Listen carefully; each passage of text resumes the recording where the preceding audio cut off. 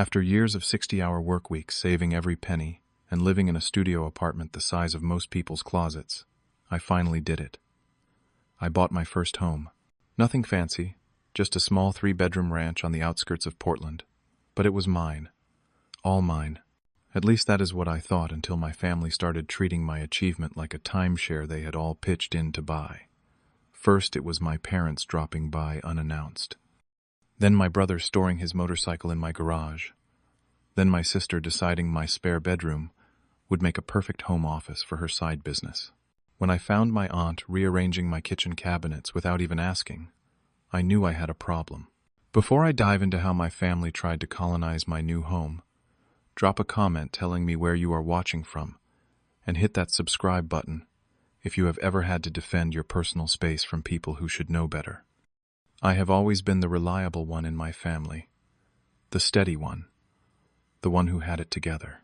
Growing up as the oldest of 3 kids in a chaotic household taught me early that if I wanted stability, I would have to create it myself. My parents Donald and Jenna were loving, but scattered, the kind of people who paid the electricity bill 3 months late, then acted surprised when the lights went out. My younger brother Kyle spent his 20s bouncing between band gigs and surfing couches, while my sister Amanda managed to get through college but treated employment like an optional hobby rather than a necessity. Meanwhile, I mapped out my future with military precision. After graduating with an accounting degree from Oregon State, I landed a position at a mid-size firm in Portland. For 6 years, I lived in a studio apartment, barely big enough to turn around in, brought lunch from home every day, and limited myself to 1 modest vacation per year. My coworkers thought I was either cheap or boring. The truth was simpler. I had a dream of owning my own home, something no one in my immediate family had ever accomplished. The housing market in Portland had become increasingly competitive, with prices climbing steadily, year after year. I watched despondently as neighborhoods once within my reach became populated exclusively by tech workers making double my salary. But I persisted, meeting with my financial advisor quarterly to adjust my saving strategy, taking on additional tax season work, and even driving for a rideshare service on weekends. When I finally qualified for a modest mortgage and found a small ranch-style home in a quiet neighborhood about 30 minutes from downtown, the feeling was indescribable. The house was not impressive by most standards: 3 bedrooms, 2 baths, a small yard, and an attached garage. Built in the 1980s, it had good bones but dated features. Still walking through that front door for the first time, as an owner felt like crossing a finish line I had been running toward my entire adult life. My family seemed genuinely happy for me at first. They all came to my housewarming party bearing modest gifts, dish towels, a welcome mat, a houseplant. My mother cried, saying how proud she was that I had broken the cycle. My father clapped me on the back and declared it was about time a Walsh owned some real estate. My siblings explored the house with expressions of mild envy, but sincere congratulations. It was one of the few times I felt truly seen and appreciated by them. That golden period lasted approximately 2 weeks. The first incident occurred on a Tuesday evening. I had just arrived home from work and was changing into comfortable clothes when I heard my front door open. Alarmed, I rushed downstairs to find my mother walking in with 2 grocery bags. "Oh, there you are, sweetie," she said, heading straight for my kitchen. "I was in the neighborhood and thought you might need some essentials. Your pantry was practically empty when I was here for the housewarming." "Mom," I said, trying to keep my tone. "Even how did you get in?" She waved dismissively while unpacking items. I would never use canned fruit, cocktail box potato flakes, and an alarming number of TV dinners. "I had a key made from the one you gave us for emergencies. Donald and I thought it would be good to have our own since we will be checking in on you." "Checking in on me," I echoed, trying to process both the invasion and the infantilization. "Mom, I am 32 years old. I do not need checking in on. Everyone needs family." "Jesse," she replied, putting the last of the groceries away in places that made no sense to my organizational system.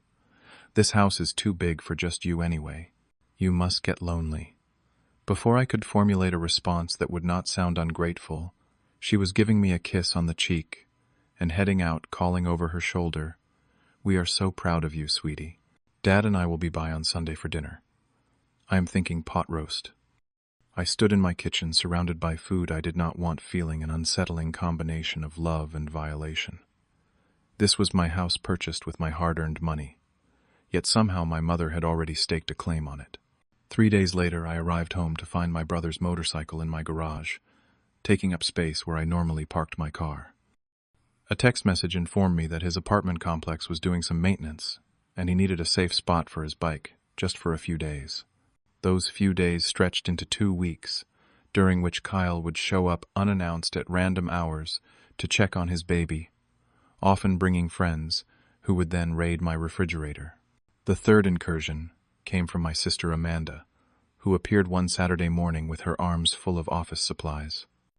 "The lighting in my apartment is terrible for video calls," she explained, marching toward my second bedroom, "and my roommate is so loud.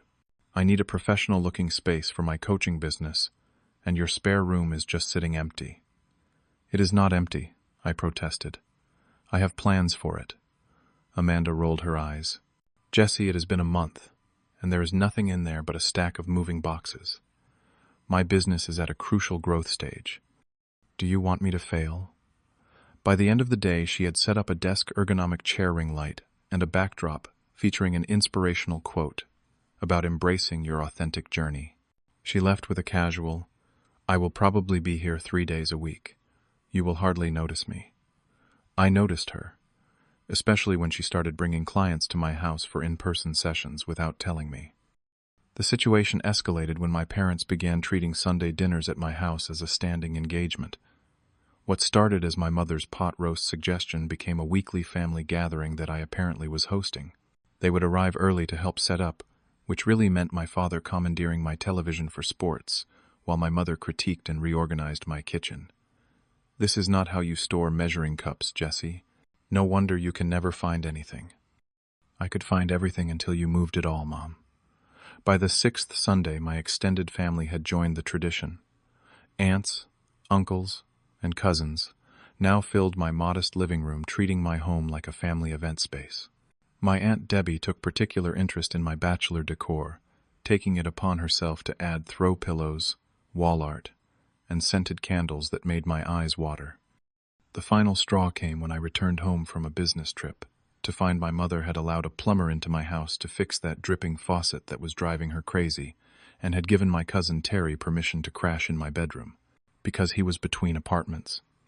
Standing in my own foyer, looking at Terry's dirty laundry strewn across my bedroom floor, and smelling the unfamiliar scent of patchouli incense, burning somewhere in my house, I realized with crystal clarity I had bought a home for myself, but my family had mentally repossessed it. The morning after discovering my cousin had been living in my bedroom while I was away on business, I sat at my kitchen table, cradling a cup of coffee, and trying to formulate a plan. Terry was still asleep on my couch, having vacated my bedroom only after I insisted. My bedroom sheets were in the washing machine, and there was an unfamiliar stain on my comforter I was trying hard not to think about. I loved my family. That was the complicating factor in all of this. Despite their chaotic nature and boundary issues, they had always been there for me, in their own way. When I broke my arm in 6th grade, my mother had slept in a chair beside my hospital bed for 2 nights straight. When I did not have a date for my senior prom, my sister had convinced her friend to go with me. When I was struggling to make my first rent deposit after college, my father had slipped me $500 as a graduation gift. But their support had always come with strings attached and unspoken expectation that family meant unlimited access and few boundaries. This had been manageable when I lived in my tiny studio apartment, which was too small and uncomfortable for anyone to want to linger in. My new home, modest as it was to me, represented luxury to them. I decided to start with a gentle approach. Over the next week, I had individual conversations with each family member. To my parents, I explained that while I valued our Sunday gatherings, I needed advance notice, and perhaps we could rotate hosting duties among family members. To Kyle, I pointed out that my garage was not a storage facility, and set a deadline for removing his motorcycle. To Amanda, I suggested that perhaps a co-working space would be more professional for her business than my spare bedroom. Their reactions were remarkably similar: hurt confusion, followed by reluctant agreement, tinged with martyrdom. I was only trying to help, my mother sniffed. But I guess you are too independent for family now. Fine, I will find somewhere else for my bike, Kyle muttered. Even though you have all that empty space just sitting there, a co-working space costs money, Amanda pointed out. Money I do not have because my business is just starting. But whatever, I will figure it out alone. For a brief period it seemed my conversations had worked. The motorcycle disappeared from my garage. Amanda packed up her office supplies, though not without several passive-aggressive comments about someone being too protective of their empty rooms. My parents agreed to call before coming over, though they still referred to Sunday dinners as our family tradition at Jesse's. The peace lasted exactly 17 days. Then came what I now think of as the Great Boundary Collapse. It started with my mother texting that she had just a few people coming by my house for her book club since her air conditioning was broken. I replied that I had plans that evening and would not be home, hoping the lack of a host would deter her. I underestimated her determination. When I arrived home from my dinner out, I found 11 middle-aged women in my living room drinking wine and discussing a romance novel. Throw pillows I had never purchased were arranged on my couch. Someone had moved my furniture to create a more conversational layout. My mother greeted me as if I was the unexpected visitor, asking if I could make another pot of coffee for the group. The next morning, still seething from the book club invasion, I received a call from my father asking if the guys could come over to watch the big game that weekend. Your television is better than mine, and we will stay out of your way, he promised. Before I could formulate a response, he added, I already told everyone to be there at 1 o'clock. Bring some beer if you want some. That same afternoon, Amanda texted asking if she could just keep her desk in the spare room, even though she totally understood I did not want her working there regularly. It is such a pain to move it, and you are not using the space anyway, she wrote. Meanwhile, Kyle had returned his motorcycle to my garage along with 3 large toolboxes and what appeared to be parts for a project he had not bothered to mention. The situation reached farcical proportions when I came home one day to find my Aunt Debbie rearranging my kitchen cabinets while listening to a self-help audiobook at maximum volume. Your energy flow in here was all blocked, she informed me, placing my plates in a cabinet so high I would need a stepladder to reach them. I am doing you a favor. Bachelors never understand proper organization. I stood in my own kitchen, watching this woman I saw, perhaps 3 times a year, reorganizing my possessions without permission, and felt something inside me snap. Not in a violent way, but in the manner of a dam finally giving way after too much pressure. Aunt Debbie, I said with a calmness that surprised. Even me. Please stop what you are doing. Put everything back where you found it, and leave my house. She blinked at me in genuine surprise. But I am almost finished. That is not the point. You did not ask if you could come here. You did not ask if you could reorganize my kitchen. You just decided that your preferences should override mine in my own home. Her expression shifted from surprise to hurt to indignation in the span of seconds. Well, I was only trying to help. Your mother said you needed assistance getting settled properly. I have been in this house for over 2 months. I am settled. And even if I was not, that would be my choice. Not yours or my mother's. Aunt Debbie left in a huff, calling my mother before she had even backed out of my driveway. Within 30 minutes, I was fielding calls and texts from various family members, expressing concern about my outburst and uncharacteristic behavior. My mother arrived unannounced that evening, using her self-made key to let herself in despite my newly established boundary about calling first. Honey, what is going on with you? She asked, settling onto my couch, as if this impromptu therapy session had been mutually agreed upon. Debbie was just trying to help. You have been so stressed lately. Is work too much? Are you sleeping enough? The infantilization in her tone pushed me further toward the edge of my patience. Mom, this is not about stress or sleep or work. This is about boundaries and respect. I bought this house with my own money, after years of saving. It is my space, not a community center for the entire Walsh family. Her eyes immediately welled with tears, her go-to response when confronted. We are family, Jesse. Family supports each other. Family shares. Your father and I raised you better than this selfish attitude. And there it was, the core issue laid bare. In my family's worldview, having personal boundaries was equivalent to selfishness. Individual ownership was a concept they recognized legally, but not emotionally. My achievement in buying a home had been mentally reframed as a win for the whole family, a new shared resource, rather than my personal milestone. As my mother continued her lecture about family values and my apparent lack thereof, I realized that gentle conversations and polite requests would never be enough. This situation called for a more dramatic reset of expectations. The weekend after my confrontation with Aunt Debbie, I implemented what my friend Megan referred to as Operation Lockdown. First, I changed the locks on all exterior doors. Next, I installed a video doorbell system that sent alerts to my phone. Then I contacted a locksmith to secure my garage with a new automatic door opener. Finally, and perhaps most importantly, I drafted a clear email to my entire family. Dear family, it began. I love and appreciate all of you, but recent events have made it necessary for me to clarify some boundaries regarding my home. Effective immediately, no one will be entering my house without my explicit invitation and presence. The locks have been changed, and I will not be distributing new keys. All visits must be arranged in advance. Items stored in my home without permission will be considered abandoned after 30 days. My home is not a community space storage facility or alternative office location. I hope you can respect these boundaries and understand they come from a place of needing personal space, not from a lack of love for you all.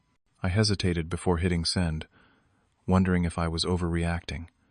Then I remembered finding a stranger in my bed. My kitchen reorganized beyond recognition, and family events planned in my home without my input. I pressed send. The response was immediate and volcanic. My phone exploded with notifications, text messages, voicemails, and even emails, despite the fact that half my family checked their email about once a month. The general theme was consistent shock, hurt, and accusation. After everything we have done for you, my mother wrote, I have never been so disappointed. Real family does not need appointments, my father texted, but I guess we know where we stand now. Amanda sent a paragraph about how I was sabotaging her business. Kyle demanded to know how he was supposed to get his stuff from my garage if I changed the locks. Aunt Debbie apparently started a group chat titled Praying for Jesse during his crisis that included extended family members I had not spoken to in years. I weathered the storm by silencing my phone and reminding myself that their reactions were exactly why these boundaries were necessary. By Sunday, traditionally, the day they would all descend upon my house uninvited, I braced for potential confrontations. Sure enough, at 11 o'clock that morning, my video doorbell alerted me to visitors. My parents stood on my front porch, my mother clutching a casserole dish, my father looking stern. I opened the door, but stood firmly in the entrance, not stepping aside to let them in. We need to talk about this ridiculous email, my father began without preamble. And I brought your favorite broccoli casserole, my mother added, attempting to edge past me into the house. I held my ground. I am happy to talk, but we need to schedule a time. Today is not good for me. My father's face reddened. Schedule a time to see our own son. This is absurd, Jesse. What is absurd is that you think you can show up at my house whenever you want, rearrange my things, invite other people over without asking me, and expect me to be okay with it. I replied, surprised by my own steadiness. We are family, my mother cried, brandishing the casserole like a shield. Family does not need invitations. Actually, they do. Everyone does. That is a basic courtesy. The confrontation escalated when Kyle and Amanda arrived, clearly part of a coordinated family intervention. Kyle immediately demanded access to the garage for his motorcycle parts.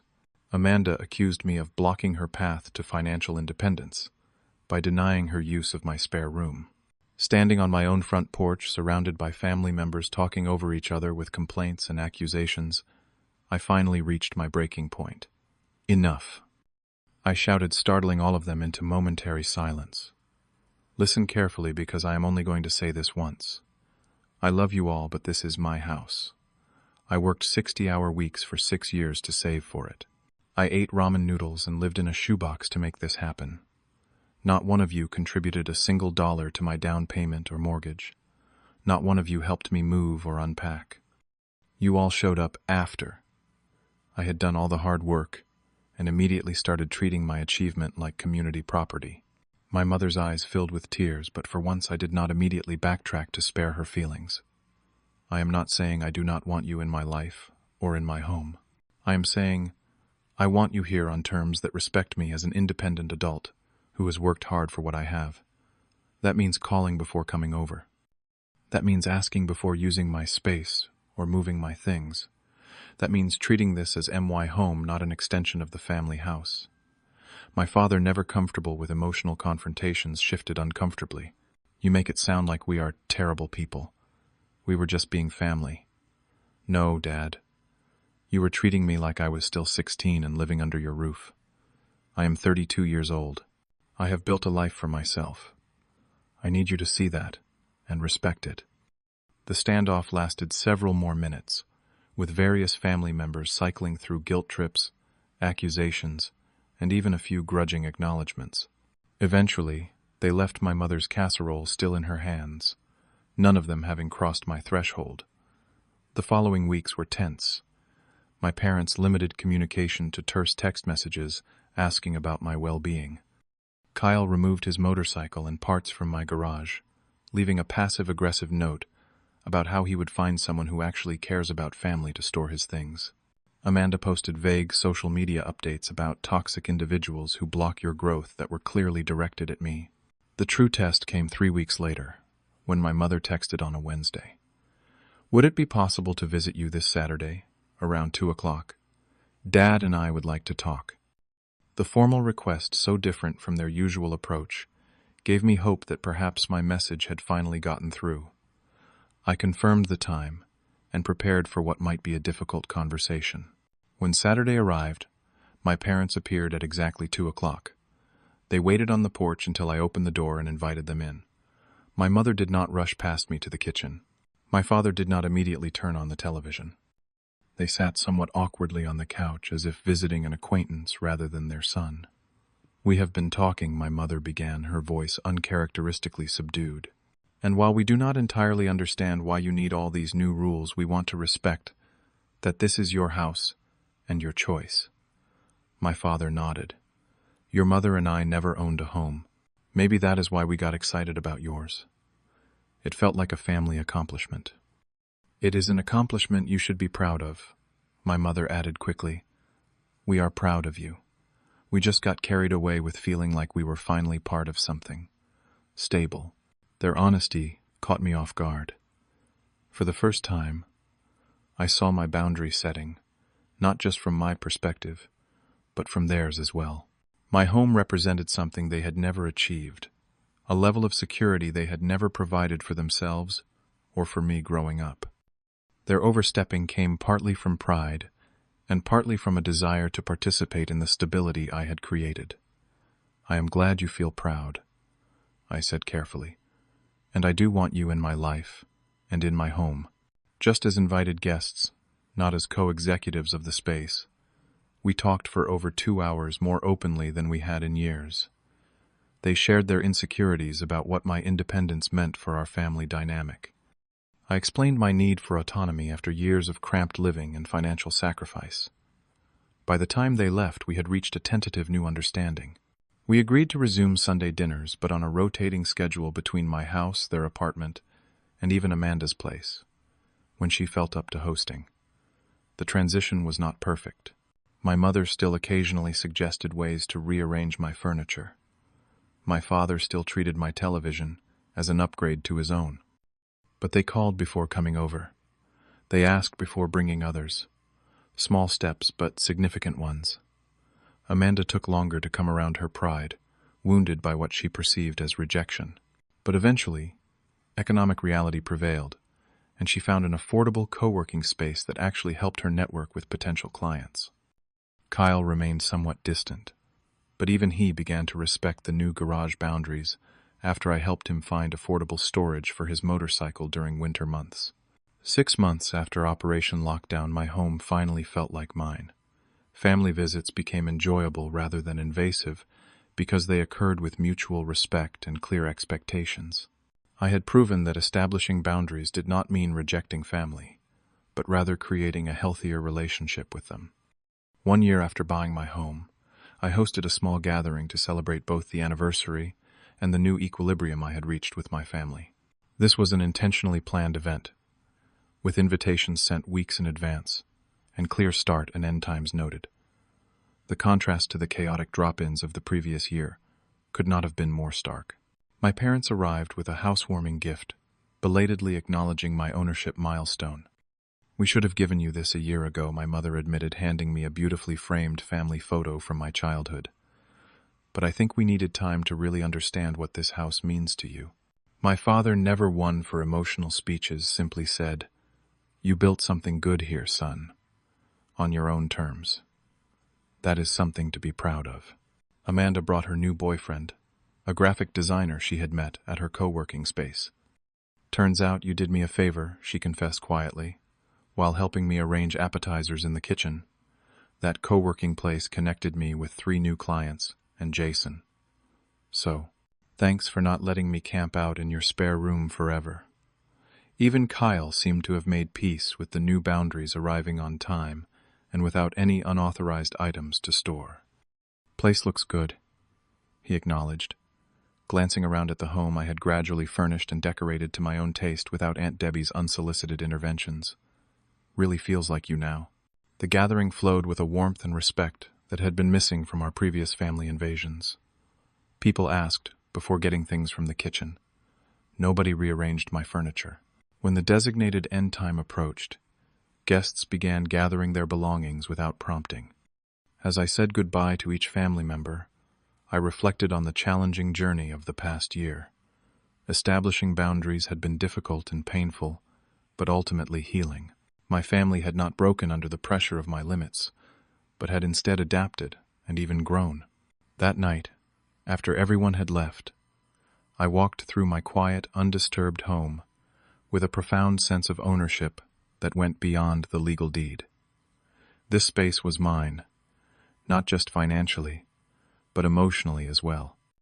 I had defended its borders and established its rules. In doing so, I had also redefined my adult relationships with my family on healthier terms. The spare bedroom, that had been the subject of so much contention, was now a comfortable guest room, ready for visitors who came by invitation. The kitchen remained organized according to my preferences, not my mother's or aunt's ideas of proper arrangement. My garage housed only my own car and tools, with no mysterious parts or vehicles belonging to others. More importantly, my mental space had cleared. I no longer dreaded returning home, wondering what family surprise might await me. I no longer felt tension rise when my phone displayed a family member's name, fearing another boundary violation was being announced.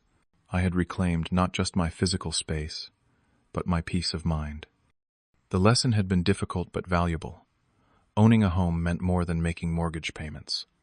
It meant establishing and maintaining the emotional and physical boundaries that made the space truly mine. And contrary to my family's initial fears, those boundaries had not diminished our relationships but strengthened them, replacing codependence with mutual respect.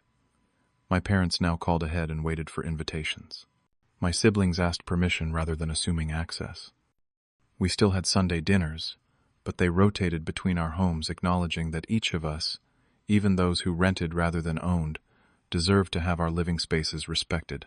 As I settled into my armchair with a book that evening, I felt a contentment that had been elusive during those chaotic early months of homeownership. My achievement was finally being honored for what it was, not a family resource to be communally exploited, but a personal milestone to be collectively celebrated, while individually respected. The journey from boundary violations to mutual respect had been challenging but necessary. My home was now truly my sanctuary, my hard-earned reward for years of discipline and sacrifice. And ironically, by insisting on these boundaries, I had actually improved my relationship with my family, moving us from the chaotic dynamics of my childhood to a more mature and balanced connection. Has your family ever crossed boundaries in your personal space? How did you handle it? Share your experiences in the comments below, and do not forget to like and subscribe if this story resonated with you. Hit that share button if you know someone who might benefit from hearing that it is okay to set boundaries with family. Thank you for listening, and remember that sometimes the strongest families are built on the foundation of healthy boundaries and mutual respect.